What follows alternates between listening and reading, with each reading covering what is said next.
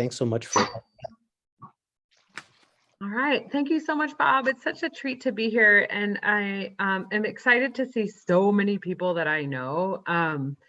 As Bob mentioned, I am a board member for the New Hampshire Public Health Association, also an advisory board member for the Healthcare Voices of New Hampshire, senior scientist at the Geisel School of Medicine, and the interim director for the Data Analytic Core. It brings me great pleasure to welcome Edward Maibach. He is a distinguished university professor at George Mason and is the director of Mason's Center for Climate Change Communication. His research focuses on understanding and promoting public engagement in climate change. In 2020, Ed was awarded the Stephen H. Snyder Award for Outstanding Climate Science Communication with Anthony Leitzerowitz.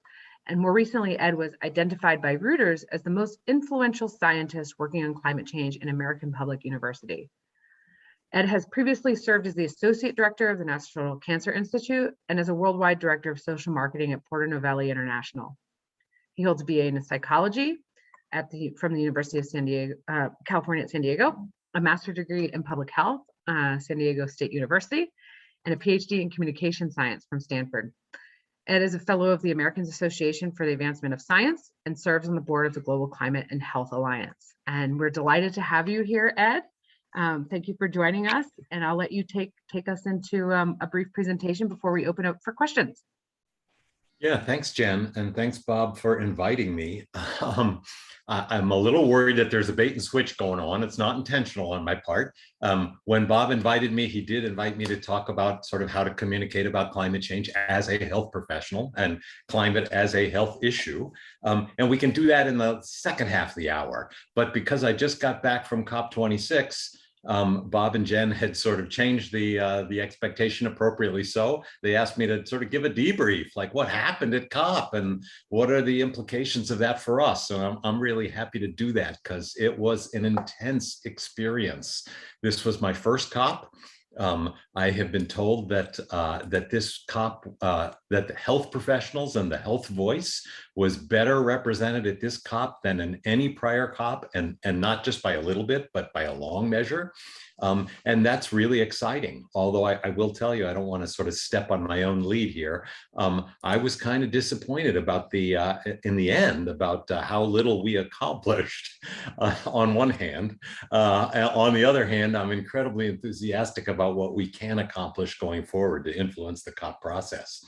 So I don't want to get too far ahead of myself. Just wanted to set your expectations appropriately, that we can talk about how to communicate effectively about the human health relevance of climate change, but we'll do that in Q&A afterwards. I'm going to spend about 20 minutes giving you a briefing about what I took away from COP.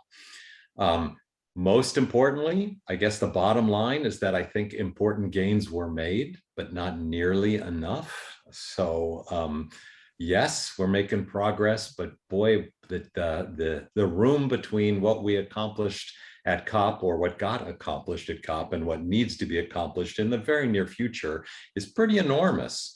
And I remain fundamentally bullish, fundamentally optimistic that health voices can play a really important role in making up for that lost ground.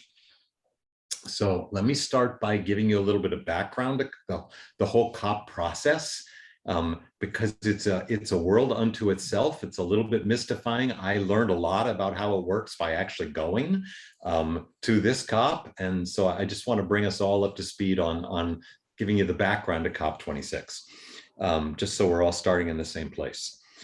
So you probably all know, undoubtedly you all know, that the goal as established in 2015 in the Paris Climate Agreement is to limit warming to no more than 2 degrees centigrade.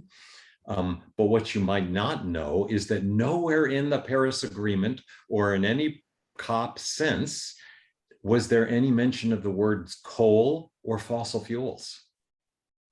Hard to believe that is true, but it is true. And it's not by accident. There are many nations, and certainly the world's biggest, baddest industry that fought very hard to keep those words out of the Paris Agreement or any COP agreements since. But it's where we started, the beginning of COP26. The way the COPs work is that all nations make voluntary nationally determined commitments, or NDCs. And in 2015 at the Paris Agreement, the sort of the structure of the agreement was that every 5 years, countries would revisit and ideally restate their NDCs to become more ambitious if the need arises. Clearly, the need has arisen. So this is the first time, this COP26 was the first time since Paris that nations came together to revisit their NDCs. The commitments made thus far going into COP26 are wholly insufficient, and the implementation is well behind schedule.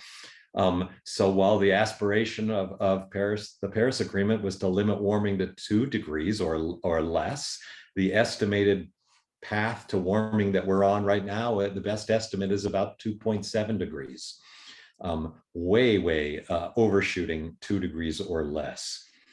But in the meanwhile, after the Paris Agreement, the Council of Parties, the nations of the world, asked the IPCC, the Intergovernmental Panel on Climate Change, to assess whether or not 2 degrees of warming is safe.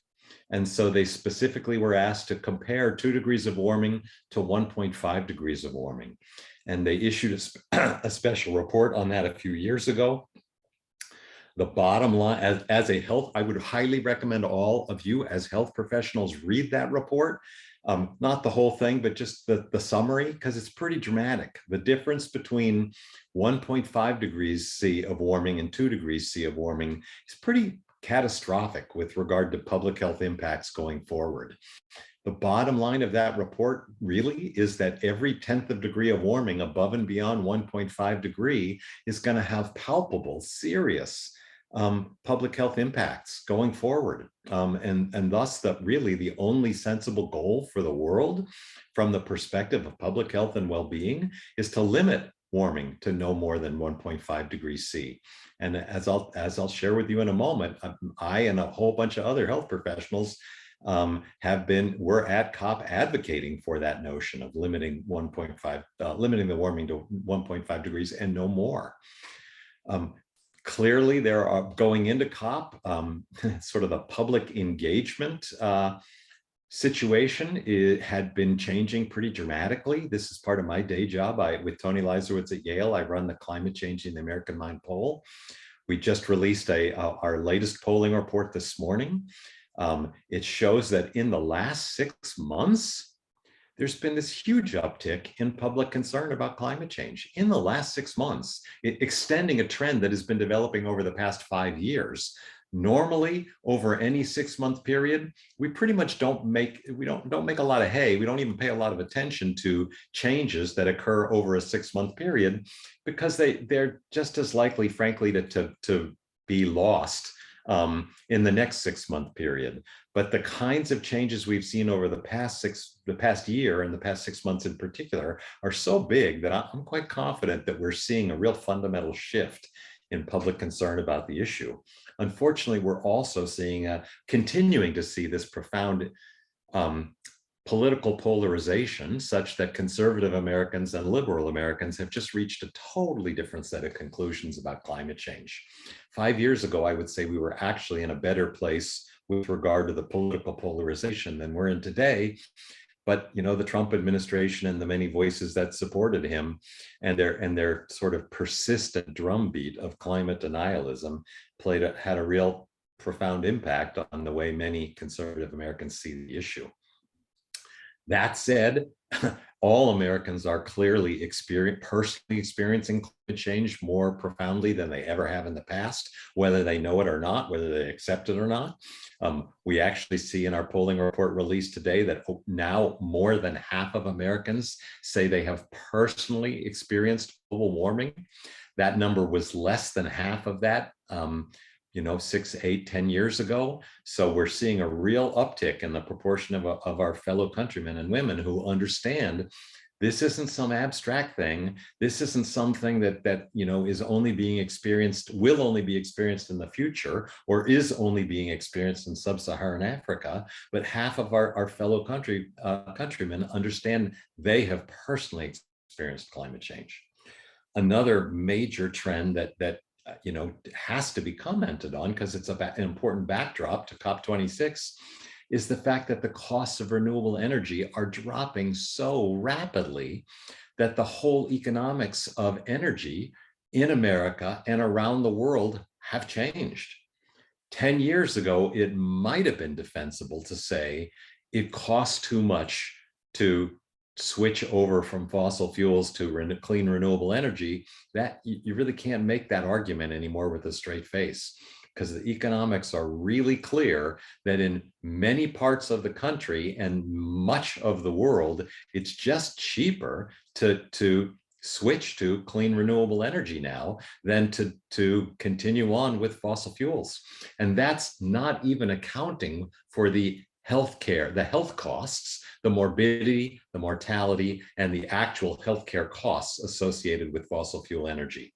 It's just straight up the cost of producing and delivering energy.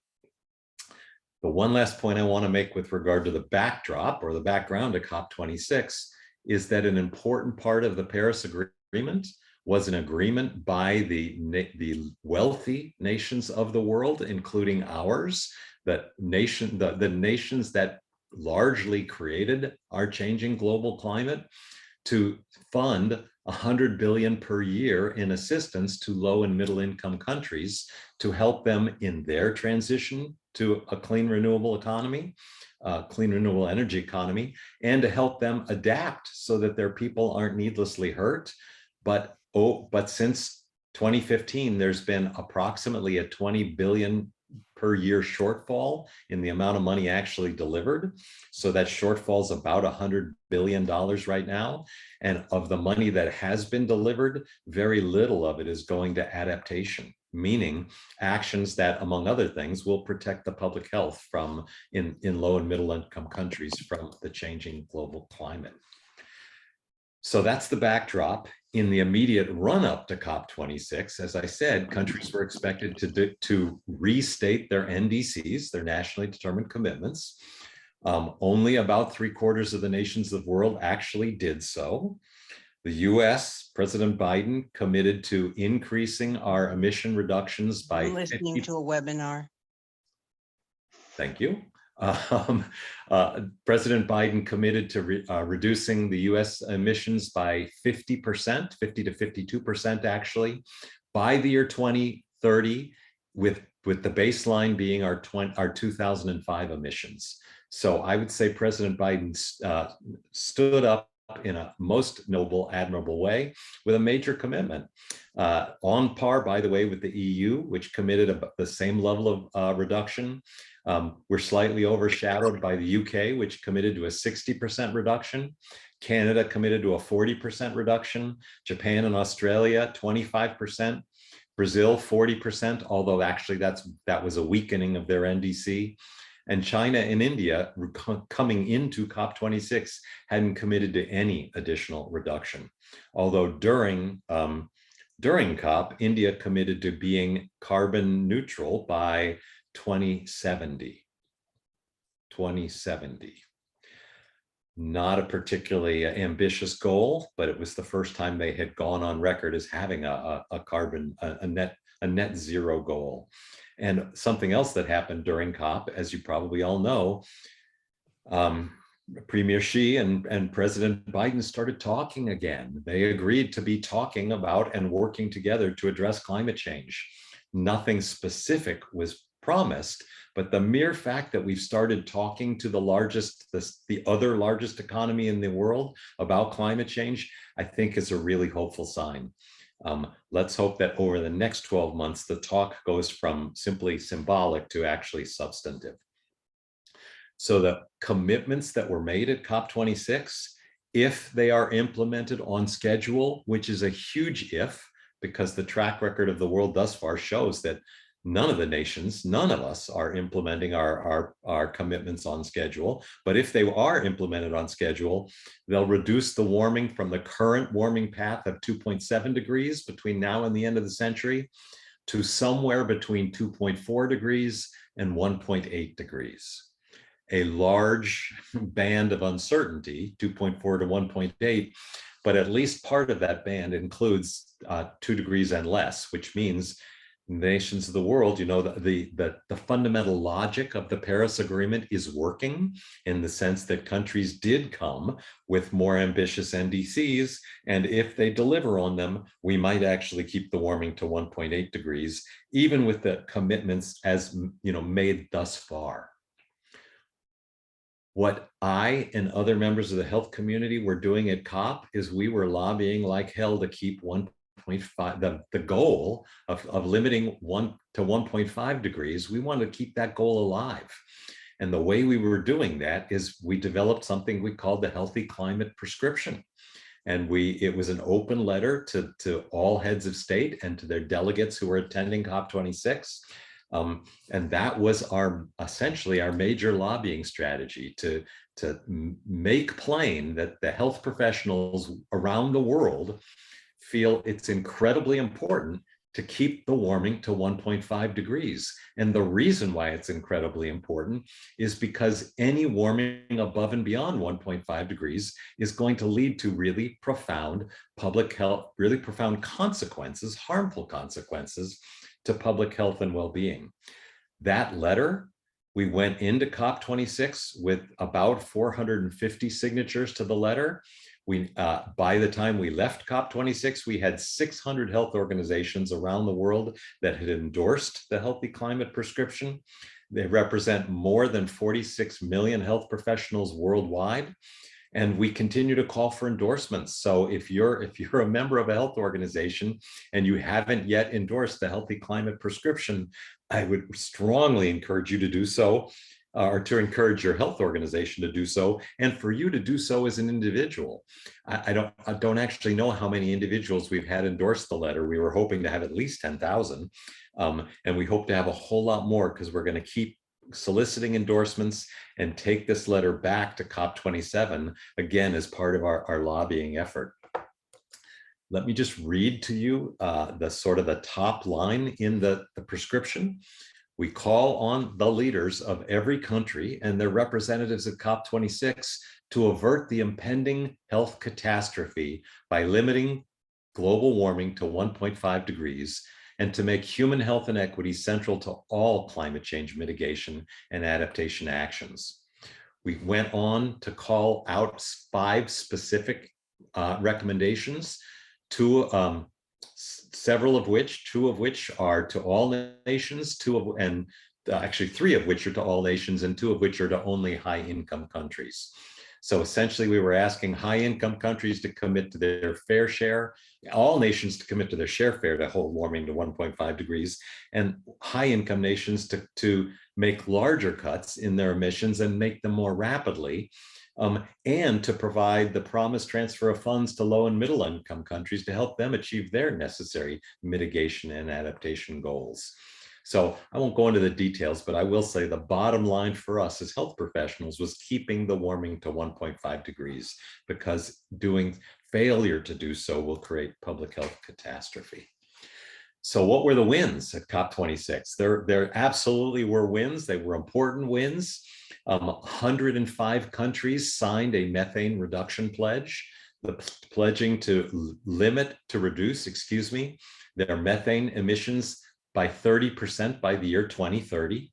That alone is projected to reduce the warming by several tenths of a percent, several tenths of a degree, not tenths of a percent. So that methane reduction pledge, if fully emitted by these 105 countries, fully implemented by the 105 countries, will have a profound effect on limiting warming. 40 countries pledged to phase out coal, but at some time between 2030 and 2040. The wealthier countries were asked to do so by 2030. The lower and middle income countries were asked to do so by 2040, and 40 countries made that pledge. 100 countries pledged to end deforestation by 2030. End deforestation and begin the process of reforestation by 2030. Again, all 3 of these are really important pledges with regard to limiting the warming to less than 2 degrees. The fourth incredibly important win at COP was something called the COP26 Health Program, which has two fundamental components. Component number one, to decarbonize the nation's health system, and component number two is to enhance the resilience of the healthcare system so that climate impacts don't undermine our ability to deliver healthcare at the time when we most need it. 52 countries signed this pledge, including the US, and I want to make really clear what a debt of gratitude we owe our Department of Health and Human Services. Admiral Rachel Levine, our Assistant Secretary for Health, showed up at COP, and she made this pledge without yet having the blessing of the White House. Really gutsy of her to do that. Subsequently, I believe she has gotten the blessing of the White House, which is a darn good thing, because she made the pledge publicly, and she was confident the White House would bless it. But we are now one of the 52 countries who has pledged to implement the COP26 health program. And then the final, I think the final major win at COP26 was the rule book. What's called the Paris Agreement rule book was finalized. It has lots of elements in it. I don't know what most of those elements are. I do know there are two really important elements that are highly consequential. The first one being the rules by which carbon markets work, by which one country can sell carbon reduction emission credits to another, or one company can sell carbon emission credits to another. That was pretty loosey-goosey until now, but those rules have now been finalized. And a second set of rules that were finalized have to do with the rules for emission reduction reporting. So going forward, every country will be playing by the same rules with regard to reporting back on whether or not they achieve the NDCs that they had stated in the first place. So something that I hadn't appreciated until attending COP26 was that there's a profound difference between the NDCs that get reported in advance and then what all countries of the world agree to at the meeting itself and report out to the world in something called the outcome statement. That outcome statement is where there's a whole lot of horse trading going on, where if any one country refuses to agree to language, they essentially have the ability to bog down the whole process. And the process goes into overtime if there are countries who refuse to endorse the consensus statement. And in fact, that negotiation went into overtime. I think it went about a day long because there was a whole lot of horse trading, again, at the very end. So some of the wins in that outcome statement, as I said before, were that for the first time, coal and fossil fuel were actually mentioned. That was a symbolic win. I don't know how important it is, but it was certainly a symbolic win. In the early drafts of the outcome statement, there was an agreement to phase out unabated coal. I'm going to put air quotes around unabated coal, and I'll explain what that means in a minute. But unfortunately, by the end, in the final outcome statement, phase out had been watered down to phase down unabated coal. What does unabated coal means? Unabated coal right now is more of a concept than a reality, but the notion of abating coal is using carbon capture and sequestration technologies so that you can still burn coal to produce electricity, but you capture the CO2 and the other heat trapping pollutants as it goes out the smokestack. The only pilot test of that, commercial scale pilot test of that in the US was such a dismal failure that pilot test was shut down. It was conducted in Illinois. It's now been terminated. So the reason why I say that unabated coal is more a theoretical concept than a reality is because no commercial scale coal abatement, carbon capture and sequestration yet exists. But that, by the way, that inclusion of the language unabated coal is very much a victory of the fossil fuel lobbyists, who were the single largest unofficial delegation at COP26. There were 500 fossil fuel lobbyists in force there. Another aspect of the outcome statement, which I think was a win, was an agreement on the need to reduce CO2 emissions or all heat trapping emissions by 45% by the year 2030. That's a very ambitious goal, but it's helpful that it was acknowledged and explicitly endorsed by all nations of the world in the outcome statement. Personally, I think the most important outcome was that rather than waiting until COP30, 4 years from now, there was an agreement that at COP27 next year, NDCs will be renewed. So it's been 6 years since the NDCs were refreshed at 6 years after after the Paris Climate Agreement. The 6th year was obviously because the meeting COP26 didn't happen as a result of the COVID pandemic, but they've agreed that because they've recognized they just didn't get as much accomplished this year as they had hoped, they've changed the rules and NDCs will be renewed next year in Egypt. That, my friends, is a huge opportunity for us. I'll come back to that in a moment. There was also an agreement to establish something that they're calling the global goal on adaptation. So there's not one, but 2 different workforces that will be established to create a global goal on adaptation, because there's a clear understanding that while we're making progress on mitigation, limiting the warming, we're not making nearly enough progress on adaptation, preventing people and other things that we value, our ecosystems and beyond, from being needlessly harmed by the changing global climate.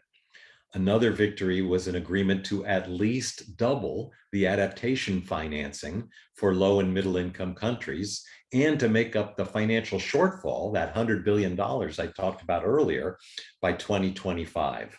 So a very clear acknowledgement by all countries of the world that we need to increase financing focused on adaptation, and and wealthy countries need to make good on the shortfall that they've failed to make good on thus far.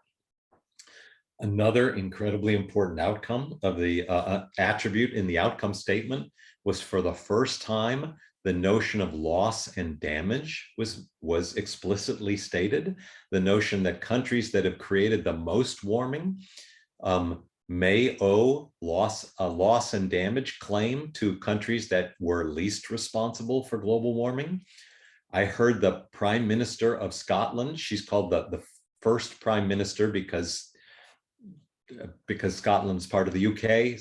But at any rate, I heard Scotland's political leader say that loss and damage should be understood as reparations. And the only reason why the word reparations isn't mentioned is because it's not politically acceptable to most countries. But she, as the leader of Scotland, felt it was important to say in a public forum that for the first time, we are now talking about paying reparations to nations that are least responsible for our changing global climate. And that is really revolutionary. I personally think that's a really important step.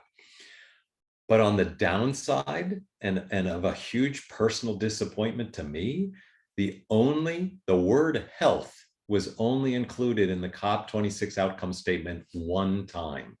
We were lobbying very hard to get explicit mentions of health into that statement, and the only statement that survived was the right to health. Mind you, I think that's an important statement to be in there, but that was in the first draft. That's been in prior COP statements. So there was no gain from the health community. All of that lobbying, the healthy climate prescription, everything we did in the year running up to COP amounted to really nothing. And that's profoundly disappointing to me. But rather than cry over spilt milk, I'm picking myself up from my bootstraps, if that's even possible. And I'm going to try harder again next year. And I hope you will all work with me to try to have a bigger, so that the health community has a louder and more powerful voice next year at COP27. The specific actions that I plan to involve myself in, or at least to discuss with my colleagues at the Global Climate and Health Alliance, are as follows. We've already agreed that we're going to continue to get both individual and organizational endorsements of the Healthy Climate Prescription, because it's a way for us to build the size and the strength of the climate health advocacy movement around the world. Every one of those 600 plus organizations that has signed, we know that we can go back to them and ask them to engage in further advocacy with us. We'd like to see that number doubled or tripled by the time COP26 is underway, because we want, as I said before, there were 500 fossil fuel industry lobbyists at COP. They completely outsized us. They were there in much greater strength than we were. Next year, I want the health community to be there in much greater strength than the fossil fuel industry. And continuing to get endorsements of the Healthy Climate Prescription is one of our strategies. A second strategy, which frankly only occurred to me after I left COP, and I have yet to talk to my colleagues about, but one that I've got a lot of heart for, is to develop something that I'm calling the climate health pledge. Last year, Courtney Howard and a number of other health professionals developed something that they called a new Hippocratic Oath for the Anthropocene. I believe it was published in I can't remember where it was published. Some of you probably know. But it's a very important statement about bringing the whole notion of planetary health into the Hippocratic Oath. I've been working with Courtney Howard over the past year on a series of sequentially more engaging steps that health professionals can take to become more powerful climate advocates, more powerful climate and health leaders. And so I'd like to develop a climate and health pledge to encourage individual health professionals to take that pledge, to sequentially engage in those 10 steps that will turn them into more powerful climate and health advocates, more powerful climate health leaders. Another thing that I'm quite sure that we will be doing at the Global Climate and Health Alliance is that last year we released a set of NDC scorecards, nationally determined contribution scorecards, in which we graded all of the NDCs that the countries who issued them, we graded them from the perspective of health. And it was a fairly superficial grading because we just didn't really have metrics, the right metrics to use in creating a deeper set of grades. But I think this year it makes sense for us to go back, redo those scorecards, and redo them specifically against the 5 specific asks that we lay out in the Healthy Climate Prescription. Something that we can all do here in the US and that we really need to do over the next 12 months while we still have both an administration and a Congress who are supportive of this, we need to encourage and enable our fellow health professionals to advocate with our nation's leaders, with our state's leaders, with our communities leaders, our city and county leaders, to implement the kinds of actions that we're calling for in the Healthy the Healthy Climate Prescription. All of those are scalable actions that a nation can take, but so too can a state, and so too can a city and a county. So we have a roadmap now of the kinds of actions that we need to encourage our leaders to implement. We got to get busy doing that, because the next 12 months are a sort of a unique opportunity that we've never had before. And so let's take full advantage of that. Another thing that I know that we will be doing at the Global Climate and Health Alliance is starting to work now on drafting outcome language for COP27 that we want to see included in that final statement. We waited until COP26 to start drafting that language, and we waited until we saw the initial draft that the delegates had created. I now realize, and I hope my colleagues in Global Climate and Health Alliance realize, we were way behind schedule. We should have been drafting that language and lobbying with national delegations to insert that language starting 12 months prior to COP26. So now is the time for us to start 12 months prior to COP27. That is clearly what the fossil fuel lobbyists were doing, and we need to be at least as smart if we want to be at least as effective as they have been. And then the final thing that I'd like to see happen in much greater degree next year is to advocate for health professionals to be included in the national delegations that get sent to COP27. I actually learned after COP26 that WHO, who was very much our partner in COP26, but they had paid to have health professionals travel with delegations from 10 middle and low income countries. But they didn't, unfortunately, they didn't close the loop with us. So those health professionals could have been part of our lobbying contingent at COP26. Next year, WHO plans to do the same. Next year, we will make connections with those health professionals long before we arrive at COP27, because we want members of national delegations to join arms with us, to be lobbying for the kind of language, not only in the NDCs, but also in the outcome statement at COP27, because this is the way the health community is going to rise in defense of our climate, so that we can be in defense of the public's health and well-being. So that's what I took from COP26. I am happy to entertain your questions or your observations about any or all of that. And I'm equally happy to entertain your questions or observations about, how we can be more effective going forward, or just how we as health professionals can more effectively communicate the human health relevance of climate change, because our research has shown really clearly that that's what is most likely to engage the full spectrum of Americans in this issue. It's the one way to frame and talk about climate change that is equally effective with conservative Americans as with liberal Americans. So with that, I open up the floor to your observations.